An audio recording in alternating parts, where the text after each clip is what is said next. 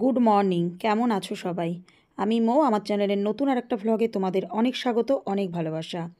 আজ হচ্ছে শুক্রবার, তো এখন থেকেই ভিডিওটা শুরু করলাম। বাজে হচ্ছে সকাল 10টা। তোমাদের দাদা বেরিয়ে যাবে দোকানে, তো চা হয়ে গেছে, মেয়েই চা করেছে, তো তোমাদের দাদা আর আমি চা খেয়ে নিচ্ছি।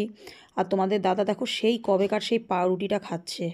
আমি আর কি বলি, আমি বললাম যদি অ্যাসিডিটি হয়ে যায় আমি তো মুখেও দেবো না, কারণ আমার এমনিই খেয়ে অ্যাসিডিটি হয়ে গিয়েছিলো জঘন্য পাউরুটি। সেই পাউরুটি তোমাদের দাদা এখনও খাচ্ছে। তো যাই হোক, ওর নাকি অ্যাসিডিটি ফ্যাটি কিছুই হয়নি। তো যাই হোক, তোমাদের দাদা তারপর বেরিয়ে গেছে। তারপর দেখো আমি ঘরটা ঝাঁট দিয়ে ঘরটা মুছে নেব, নিয়ে স্নান করে নেবো। স্নান করে মাথায় একটু মাস্ক দেবো, বুঝলা তো। তার কারণ হচ্ছে শীতকাল যেহেতু, এবার গরমকাল হলে অসুবিধা হয় না, চুলে একটু মাস্ক দেবো। কারণ মাস্কটা লাগানোর পরে না ওই ঠান্ডার মধ্যে বসে থাকতে ভালো লাগে না। তো সেটাই ভাবছি যে একটুখানি যেহেতু মাস্কটা রাখতে হবে, তাহলে তাড়াতাড়ি শ্যাম্পু ট্যাম্পু করে স্নান করে বেরিয়ে যাই। তো উঠোনটাও ঝাড় দিয়ে নিচ্ছি। উঠোনটা ঝাড় দিয়ে দাদু সকালবেলা একবার উঠোনটা ঝাড় দিয়ে দেয়, তবু আবার এই যে ঘরটা ঝাড় দিয়ে আমি নোংরাটা বার করি, তো বার করে একদম দুয়ারের সামনে রেখে দিই। তো একবারে চানে যাওয়ার সময় একবারে ঝাড়টা দিয়ে তারপরে স্নান করে তারপরে উঠে আসি। এবার জামা কাপড় কিছু কাচাকাচি করতে পারছি না, কারণ ছাদে যেতে পারছি না, উপরের কাকিমারা নেই, ওরা গিয়েছে একটু ঘুরতে, তো তালা মারা, তো ওর জন্যই ছাদে যেতে পারছি না। চুলে মাস্ক লাগিয়ে দাঁড়িয়ে আছি রোদে। মেয়েকে বললাম তুই ততক্ষণে স্নান করে নে। আর ছাদে যেতে পারছি না, উপরে কাকিমারা নেই, তালা দেয়া, হয়তো গেছে ওই বাড়িতে, বাপের বাড়ি টাপের বাড়ি গেছে হয়তো। তো বাড়ির সামনে এইখানটাই রোদ এসছে, কি ঠান্ডা জল। তো মাথাটা শ্যাম্পু করে মাস্কটা লাগিয়ে এসে দাঁড়ালাম। মেয়েকে একটু গরম জল করে দিলাম, ও মাথা ঘষবে। তো আমিও গরম জল করেই মাথা ঘষতাম, কিন্তু দেখলাম যে যেহেতু অত ঠান্ডা নেই, সেই কারণে আর কি গরম জল করলাম না। তো স্নান করব। আজকে রান্না কিছু করব না, শুধু সেদ্ধ ভাত বসাবো, কারণ তোমাদের দাদার একদম শরীর ভালো না, প্রচণ্ড কাশছে, খেতে পাচ্ছে না। শুধু সেদ্ধ ভাত বসাবো, ঘি আছে।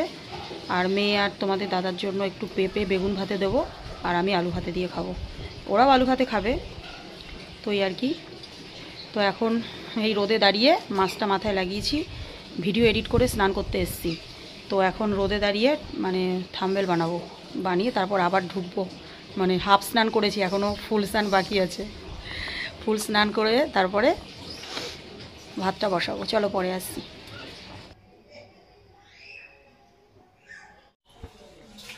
স্নান করে এসে সিদ্ধ ভাতটা বসিয়ে নেব। মেয়ে ওদিকে পুজো করে নিয়েছে। কালকের ভাত ছিল, কালকে আর ঠেকাঠেকি করিনি, কারণ আজকে যেহেতু শুক্রবার, তো রাত্রেবেলা ওদেরকে বেড়ে দিয়েছিলাম। আমি তো কালকে একটা ডিম ম্যাগি করে খেয়েছিলাম, রাতে আমি ভাত টাত খাইনি।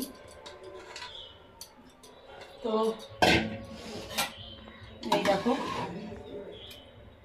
অনেকটা ভাত ছিল, একবেলারই করবো। রাতে করব টমেটো দিয়ে আলু চচ্চড়ি, নতুন আলুর চচ্চড়ি, কালো জিরে কাঁচা লঙ্কা সম্বা দিয়ে, আর করবো হচ্ছে রুটি।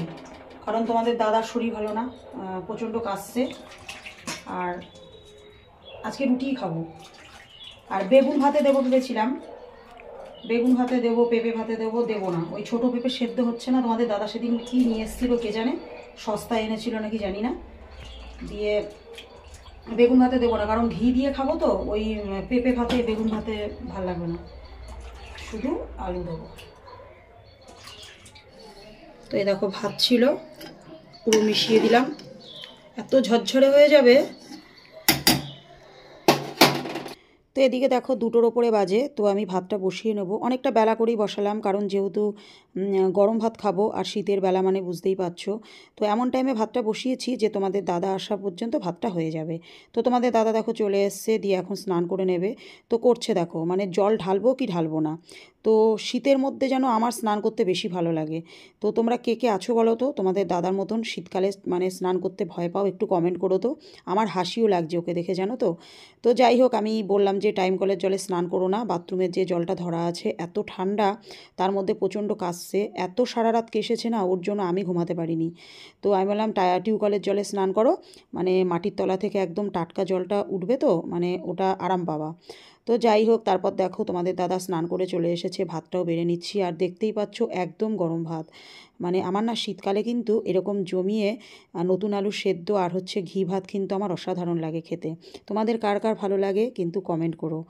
আর আমি খুব একটা সেদ্ধ ভাত দুপুরবেলা খেতে পারি না।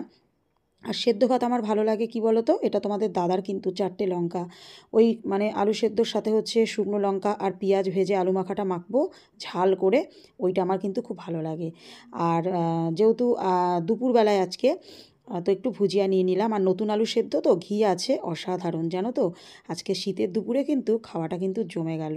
আর যেহেতু শীতকাল, তোমাদের দাদা এবার খেয়ে চলে গেল দোকানে। গুড ইভিনিং, অনেকক্ষণ পর আসলাম। এখন বাজে হচ্ছে 6টা 10। তো মেয়েকে তো এই যে ডেকে ডেকে তুললাম, আমার বাকে তাকাও, তাকাও, আমার বাকে তো ডেকে ডেকে তুললাম।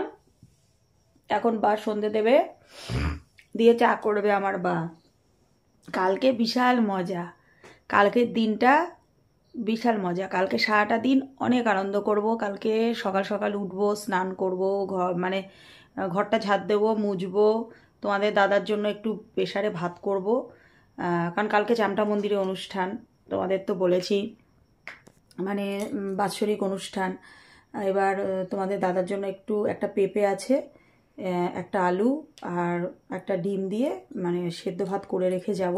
ও খেয়ে যাবে দুপুরবেলা, ও তো যাবে না যেহেতু শনিবারে। আর আমি আর মেয়ে তো কালকে যাব চামটা মন্দিরে, সারাদিন হই হই করব, মজা করব। ওখানে অনুষ্ঠান, আস্তে আস্তে তো সন্ধে হয়ে যাবে। তো মেয়ে করেছে চা, এদিকে চা খাওয়া হয়ে গেছে, এদিকে ভিডিও নিয়ে নিই। দেখো ওদিকে চা কিন্তু খাওয়া হয়ে গেছে, মেয়ে বলল মা এইভাবেই নিয়ে নাও, তো ওইভাবেই নিলাম, আর কি করব। তো তারপর দেখো আটা মেখে নেব, জল চলে এসছে জানো তো, 7:30টায় জল আসে, 7:45 মতন বাজে। তো আমি ভাবলাম যে তাহলে বাসনগুলো মেজে নিই। মেয়েকে বললাম বা তুই যখন আটা মাখবি তাহলে আটাটা মেখে দে, আমি তাহলে বাসনটা মেজে আমি আলু চচ্চড়ি করব, ওই জোগাড়টা করে নিই।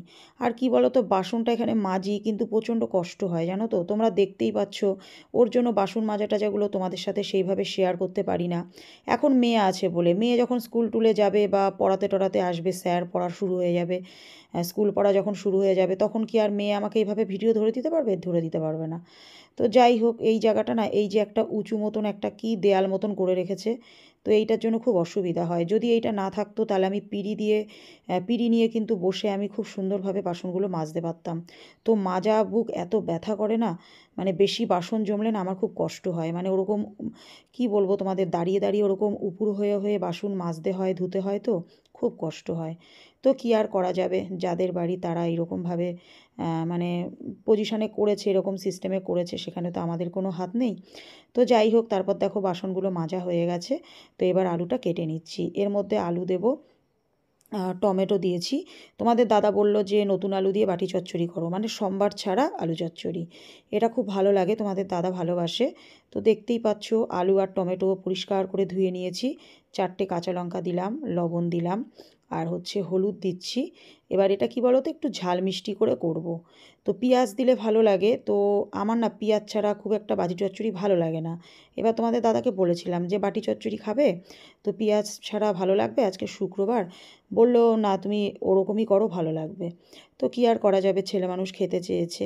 তো দেখতেই পেলে যে এরকম টমেটো, কাঁচা লঙ্কা, চিনি, একটু লবণ, স্বাদ মতো লবণ, মানে কাঁচা সর্ষের তেল দিয়ে দিলাম। এবার এটাকে আস্তে আস্তে মানে গ্যাসে সিম করে করব, মানে সিম করে মানে অল্প আগুনে করব। তারপর দেখো তোমাদের দাদা চলে এসে এনেছে ফুচকা, আমি বলিনি, মেয়েও বলেনি, হয়তো ওর ইচ্ছা হয়েছে নিয়ে এসেছে। তো যাই হোক, মনটা একটু ফুচকা ফুচকাও করছিল, কিন্তু ভেবেছিলাম একটু জল খাবো, জলটা না খুব টক করেছে আজকে। তো সেরকম আমি খাইনি, আমার বেশি টক জল ভালো লাগে না। তো মেয়েকেও বললাম ঠান্ডার মধ্যে খাস না। তারপর দেখো বাটি চচ্চড়িটা হয়ে গেছে, তো কি সুন্দর দেখতে হয়েছে না, খেতেও ভালো হয়েছিল, পেঁয়াজ ছাড়া হলে কি হবে। তো আমার গামলাটা দেখেছো তো কেমন বেঁকা। তো তোমরা যারা আমার ডেইলি ভ্লগ দেখো, আমার রান্নাবান্না যখন আমি করি, আমার কিছু কিছু বাসনপত্র হয়তো বেঁকাতারা আছে।